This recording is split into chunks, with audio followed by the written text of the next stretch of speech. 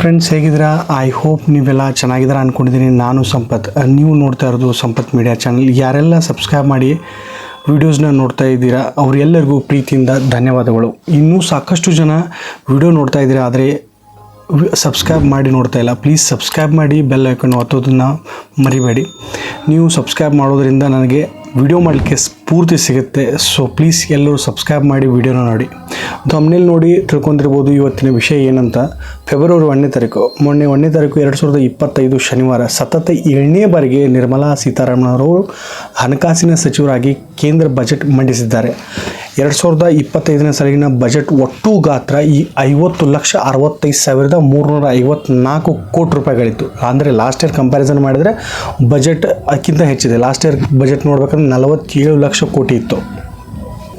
Important ಅಂತಂದರೆ ಏನಂತಂದರೆ personal income tax ಕೈ ಬಿಟ್ಟಿದ್ದಾರೆ ಈ ಸರಿ. ಏನಿದ್ರೆ ಸ್ಲ್ಯಾಬ್ ವಾಯ್ಸ್ ಟ್ಯಾಕ್ಸ್ ಬಗ್ಗೆ ನೀವು ಈ ವಿಡಿಯೋದಲ್ಲಿ ತಿಳ್ಕೊತೀರಾ ಅಂದ್ಕೊಂಡಿದ್ದೀನಿ. ಈ ವಿಡಿಯೋನ ಎಲ್ಲೂ ಸ್ಕಿಪ್ ಮಾಡದೆ ಪೂರ್ತಿಯಾಗಿ ನೋಡಿ, ನಿಮಗೂ ಕೂಡ ತುಂಬ ಉಪಯುಕ್ತವಾದಂತಹ ಈ ವಿಚಾರ. ಇವತ್ತಿನ ಈ ಯೂನಿಯನ್ ಬಜೆಟ್ನಲ್ಲಿ ಫೈನಾನ್ಸ್ ಮಿನಿಸ್ಟರ್ ಆದಂತಹ ನಿರ್ಮಲಾ ಸೀತಾರಾಮನ್ ಅತಿ ದೊಡ್ಡ ಒಂದು ಅನೌನ್ಸ್ಮೆಂಟೇ ಮಾಡಿದ್ದಾರೆ. ಹೌದು ಫ್ರೆಂಡ್ಸ್, ಯಾರೂ ಊಹೆ ಕೂಡ ಮಾಡಲಿಕ್ಕಾಗಲಿಲ್ಲ ಅಂಥದ್ದೊಂದು ಬಜೆಟನ್ನು ಮಂಡಿಸಿದ್ದಾರೆ.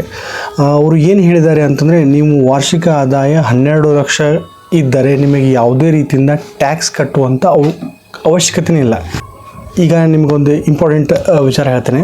4 ಲಕ್ಷದಿಂದ 8 ಲಕ್ಷದವರೆಗೆ ಏನಿದು ಸ್ಲ್ಯಾಬ್ 5% ಟ್ಯಾಕ್ಸ್, ನಿಮಗೊಂದು ಈಗ ಸ್ಕ್ರೀನ್ ಮೇಲೆ ಬರುತ್ತೆ. ಟ್ಯಾಕ್ಸ್ ಒಂದು ಸ್ಲ್ಯಾಬ್ಸ್ ಸ್ಕ್ರೀನ್ ಮೇಲೆ ಬರುತ್ತೆ. ಒಂದು ಸ್ಲ್ಯಾಬ್ದು ಒಂದು ಸ್ಕ್ರೀನ್ ಮೇಲೆ ಬರುತ್ತೆ ನಿಮಗೆ, ಯಾವ ರೀತಿ ಸ್ಲ್ಯಾಬ್ಗೆ ಎಷ್ಟು % ಟ್ಯಾಕ್ಸ್ ಇದೆ ಅಂತ ನೋಡಿ ಒಂದ್ಸರಿ.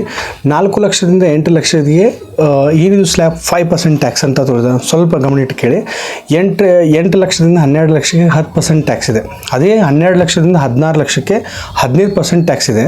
16ರಿಂದ 20 ಲಕ್ಷ ವಾರ್ಷಿಕ ಆದಾಯ ಇದ್ದವರಿಗೆ 20% ಟ್ಯಾಕ್ಸ್ ಇದೆ. 20 ಲಕ್ಷದಿಂದ 24 ಲಕ್ಷದವರೆಗೆ 25% ಟ್ಯಾಕ್ಸ್ ಇದೆ. ಅದೇ 24 ಲಕ್ಷಕ್ಕಿಂತ ಹೆಚ್ಚು ವಾರ್ಷಿಕ ಆದಾಯ ಇದ್ದವರಿಗೆ 30% ಟ್ಯಾಕ್ಸ್ ಇದೆ. ಇದು ಕನ್ಫರ್ಮ್ ಆಯಿತಾ? ಈಗ ನಿಮಗೆ ಒಂದು ಕನ್ಫ್ಯೂಷನ್ ಇರ್ಬೋದು. 12 ಲಕ್ಷದಿಂದ 24 ಲಕ್ಷದವರೆಗೆ ಟ್ಯಾಕ್ಸ್ ಇರುತ್ತೆ ಅಂತ ನಿಮಗೆ ಅರ್ಥ ಆಯಿತು. ಯಾಕಂದರೆ ನಾನು ಆಲ್ರೆಡಿ ನಿರ್ಮಲಾ ಸೀತಾರಾಮನ್ ಅವರು ಏನು ಹೇಳ್ತಾರೆ ಅಂತಂದರೆ, ಫೈನಾನ್ಸ್ ಮಿನಿಸ್ಟರ್ ಅವರು ನೇರವಾಗಿ ಹೇಳಿದ್ದಾರೆ ನಿಮಗೆ 12 ಲಕ್ಷದವರೆಗೆ ಯಾವುದೇ ರೀತಿಯಿಂದ ಟ್ಯಾಕ್ಸ್ ಇರುವುದಿಲ್ಲ. ಆದರೆ 4ರಿಂದ 12 ಲಕ್ಷಕ್ಕೆ 5% ಟ್ಯಾಕ್ಸ್, 8 ಲಕ್ಷದಿಂದ 12 ಲಕ್ಷಕ್ಕೆ 10% ಟ್ಯಾಕ್ಸ್ ಇರುವುದರ ಅರ್ಥ ಏನು? ಇರುವುದರ ಒಂದು ಸ್ಲ್ಯಾಬ್ನ ಅರ್ಥವೇನು? ಹಾಗಾದರೆ 12 ಲಕ್ಷದವರೆಗೆ ಟ್ಯಾಕ್ಸ್ ಫ್ರೀನಾ ಅಥವಾ ಟ್ಯಾಕ್ಸ್ ಫ್ರೀ ಸುಳ್ಳ ಅನ್ನೋದನ್ನು ತಿಳ್ಕೊಳ್ತಾರೆ ಇವಾಗ. ಹಾಗಾದರೆ 12 ಲಕ್ಷದವರೆಗೆ ಟ್ಯಾಕ್ಸ್ ಫ್ರೀನಾ? ಅದು ನಿಜಾನಾ? ನಾನೇನು ನಿಮಗೆ ಹೆದರಿಸ್ತಾ ಇಲ್ಲ, ಖುಷಿಯಾಗಿರಿ. ಯಾರಿಗೂ ಮುಂದೆ ಇನ್ಕಮ್ ಟ್ಯಾಕ್ಸ್ ಫ್ರೀನೇ ಇದೆ, ಇದನ್ನು ನೆನ್ಪಿಟ್ಕೊಳ್ಳಿ. 12,75,000ವರೆಗೆ ನಿಮಗೆ ಟ್ಯಾಕ್ಸ್ ಫ್ರೀ ಇದೆ. 13 ಲಕ್ಷ ಇನ್ಕಮ್ ಇದ್ದವ್ರಿಗಿಂದ ಸ್ಟಾರ್ಟು ಅಂತಂದರೆ 12 ಲಕ್ಷದವರೆಗೆ ಟ್ಯಾಕ್ಸ್ ಫ್ರೀನಾ? ಅದು ನಿಜಾನಾ? ನಾನು ನಿಮಗೆ ಹೆದರಿಸ್ತಾ ಇಲ್ಲ, ಖುಷಿಯಾಗಿರಿ. ಮುಂದೆ 12 ಲಕ್ಷದವರೆಗೆ ನಿಮಗೆ ವಾರ್ಷಿಕ ಒಂದು ಇನ್ಕಮ್ ಇದ್ದರೆ ನಿಮಗೆ ಇನ್ಕಮ್ ಟ್ಯಾಕ್ಸ್ ಕಟ್ಟುವಂಥ ಅವಶ್ಯಕತೆ ಇಲ್ಲ. ಇದು ನಿಜ. ಎಕ್ಸಾಂಪಲ್ ಆಗಿ ನಿಮಗೆ ಒಂದು ಉದಾಹರಣೆ ಕೊಡ್ತೀನಿ ನಿಮಗೆ. ಉದಾಹರಣೆಗೆ 12,75,000ಗೆ ಟ್ಯಾಕ್ಸ್ ಇದೆ ಅಂತಂದರೆ 12,75,000ವರೆಗೆ ಟ್ಯಾಕ್ಸ್ ಫ್ರೀ ಇದೆ. ಅದೇ 13 ಲಕ್ಷ ಇನ್ಕಮ್ ಟ್ಯಾಕ್ಸ್ ಇದ್ದವರಿಗೆ 15% ಟ್ಯಾಕ್ಸ್, ಅಂದರೆ 1.95 ಲಕ್ಷ ಕಟ್ಟಲೇಬೇಕು. ಅದು ಅಲ್ವಾ? ನಿಮಗೆ ಅರ್ಥ ಆಯ್ತು ಅಂತ ತಿಳ್ಕೊಳ್ಳಿ. ಕ್ಲಿಯರಾಗಿ ಹೇಳ್ತೀನಿ ಕೇಳಿ. 13 ಲಕ್ಷಕ್ಕೆ 15% ಟ್ಯಾಕ್ಸ್ ಇದೆ. ಓಕೆ, ಅದೇ ರೀತಿಯಿಂದ ಈಗ 13 ಲಕ್ಷಕ್ಕೆ 15% ಟ್ಯಾಕ್ಸ್ ಇದೆ. ಓಕೆ, ಅದೇ 0 to 4 lakhsವರೆಗೆ 0% ಟ್ಯಾಕ್ಸ್ ಇದೆ. ಮೊದಲಿಂದ ಕೂಡ ನಿಮ್ಗೆ ಗೊತ್ತಿರ್ಬೋದು. ಅದೇ ರೀತಿ 4ರಿಂದ 8 ಲಕ್ಷಕ್ಕೆ 5% ಟ್ಯಾಕ್ಸ್ ಇದೆ. 5% ಟ್ಯಾಕ್ಸ್ ಅಂದರೆ 20,000 ಆಯಿತು. 8ರಿಂದ 12 ಲಕ್ಷದ ಒಳಗಡೆ ನಿಮ್ದು ಏನಾದರೂ ಇನ್ಕಮ್ ಇದ್ದರೆ 10% ಟ್ಯಾಕ್ಸ್ ಆಗುತ್ತೆ, 40,000 ಆಯಿತು. 12ರಿಂದ 13 ಲಕ್ಷಕ್ಕೆ 15% ಇದೆ ಟ್ಯಾಕ್ಸ್. ಅಂತಂದರೆ 12,75,000ವರೆಗೆ ಅಂದರೆ ಸ್ಟ್ಯಾಂಡರ್ಡ್ ಡಿಡಕ್ಷನ್ ನಿಮಗೆ ಇದ್ದೇ ಇರುತ್ತೆ. 12,75,000 ಸ್ಟ್ಯಾಂಡರ್ಡ್ ಡಿಡಕ್ಷನ್ ಇದ್ದೇ ಇರುತ್ತೆ. ಆದರೆ 25,000ಕ್ಕೆ ಉಳಿತಲ್ಲ, ಆ 25,000ಕ್ಕೆ 15% ಆಗುತ್ತೆ, ಅಂದರೆ 3,750 ರೂಪಾಯಿ ಆಗುತ್ತೆ. ಓಕೆ, ಟೋಟಲಾಗಿ 63,750 ರೂಪಾಯಿ. 13 ಲಕ್ಷ ನಿಮ್ದು ಏನಾದರೂ ಆದರೆ ಟ್ಯಾಕ್ಸ್ ಕಟ್ಟಬೇಕು. ಯಾರಿಗೆ 13 ಲಕ್ಷ ವಾರ್ಷಿಕ ಆದಾಯ ಇರುತ್ತೆ ಅವರು 63,750 ರೂಪಾಯಿ ಕಟ್ಟಬೇಕಾಗಿತ್ತು. ಅದೇ 12,75,000 ರೂಪಾಯಿ ಒಳಗಡೆ ಇದ್ದರೆ ಅವ್ರು ಯಾವುದೇ ರೀತಿಯಿಂದ ಟ್ಯಾಕ್ಸ್ ಕಟ್ಟುವಂಥ ಅವಶ್ಯಕತೆ ಇಲ್ಲ, ನೆನಪಿರಲಿ.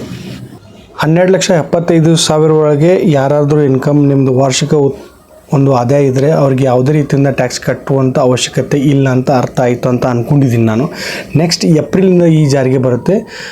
ಈ 31 ಒಳಗಡೆ ಇರುವ ಟ್ಯಾಕ್ಸ್ ಅಂತಂದರೆ ಈಗ ಹಳೇದಾದಂಥ ಒಂದು ಬಜೆಟ್ನಲ್ಲಿ 2024-25 ನಾವೇನು ನೋಡ್ತಾ ಇದ್ದೀವಿ, 13 ಲಕ್ಷ ವಾರ್ಷಿಕ ಆದಾಯ ಇದ್ದರೆ ಓಲ್ಡ್ ಟ್ಯಾಕ್ಸ್ ಸ್ಲ್ಯಾಬ್ ಪ್ರಕಾರ ನಿಮ್ದು ಏನಾದರೂ ಇದ್ದರೆ ಅಪ್ ಟು 3 ಲಕ್ಷದವರೆಗೆ 0% ಟ್ಯಾಕ್ಸ್ ಇದೆ. ಅದಂತೂ ನಿಮಗೆ ಓಲ್ಡ್ ಈಗೇನು ನಡೀತಾ ಇದೆ ಇದ್ರ ಬಗ್ಗೆ ಹೇಳ್ತಾ ಇದ್ದೀನಿ. ಅದೇ ನೀವು 3ರಿಂದ 6 ಲಕ್ಷ ಇತ್ತಂದರೆ 5% ಟ್ಯಾಕ್ಸ್ ಇದೆ, ಅದು 15,000 ಆಗುತ್ತೆ. ಅದೇ 6ರಿಂದ 9 ಲಕ್ಷ ಇತ್ತಂದರೆ 10% ಟ್ಯಾಕ್ಸ್ ಆಗುತ್ತೆ, ಅದು 30% ಇದೆ. ಈಗ ಪ್ರೆಸೆಂಟ್ ನಡೀತಾ ಇರೋದು ಟ್ಯಾಕ್ಸ್ ಬಗ್ಗೆ ಮಾತಾಡ್ತಾ ಇರೋದು. ಅದೇ 9ರಿಂದ 12 ಲಕ್ಷಕ್ಕೆ ಇತ್ತು 15 ಲಕ್ಷ 45,000 ರೂಪಾಯಿ ಆಗಿತ್ತು. 12ರಿಂದ 13 ಲಕ್ಷಕ್ಕೆ 20% ಟ್ಯಾಕ್ಸ್ ಇತ್ತು. ಅದು ಒಂದು ಸ್ಟ್ಯಾಂಡರ್ಡ್ ಡಿಡಕ್ಷನ್ 75,000 ರೂಪಾಯಿ ತೆಗೆದ್ರು ಕೂಡ 5,000 ರೂಪಾಯಿ ಆಗುತ್ತೆ. ಅಂದರೆ ನೀವು 95,000 ರೂಪಾಯಿ ಕಟ್ಟಬೇಕಾಗಿತ್ತು. ಇವಾಗ ಅಂತಂದರೆ 13 ಲಕ್ಷ ಯಾರಿಗೆ ಇನ್ಕಮ್ ಇದೆ ಇವಾಗ ಮಾರ್ಚ್ 31 ಒಳಗಾಗಿ, ಈ ಬರುವಂಥ ಮಾರ್ಚ್ 31 ಒಳಗಾಗಿ ನಿಮ್ಮದೇನೋ 13 ಲಕ್ಷಕ್ಕೆ ನೀವೇನೋ ರೀಚ್ ಮಾಡ್ತಾಯಿದ್ರೆ ನಿಮಗೆ 95,000 ರೂಪಾಯಿ ಟ್ಯಾಕ್ಸ್ ಕಟ್ಟಲೇಬೇಕು. ನೆಕ್ಸ್ಟ್ ಏಪ್ರಿಲಿಂದ ನೀವು ಅದನ್ನೇ 13 ಲಕ್ಷನ್ನೇ 63,750, ನಾನು ಇನ್ನೊಂದು ಸ್ವಲ್ಪ ಮುಂಚೆ ಹೇಳಿದೆ ಅಲ್ಲ, ಆ ಸ್ಲ್ಯಾಬ್ ಪ್ರಕಾರ ಹೋಗಬೇಕಾದ್ರೆ ಇವಾಗಿನ ನೆಕ್ಸ್ಟ್ ಇಯರ್ ಹೇಳಬೇಕಂದ್ರೆ 63,750 ಕಟ್ಟಬೇಕು.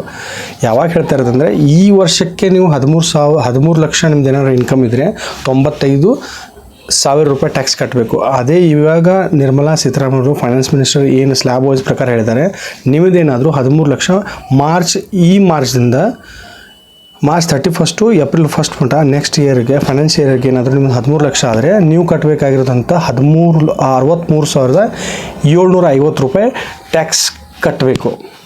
ಇದು ಗುಡ್ ನ್ಯೂಸ್ ಅಲ್ವಾ?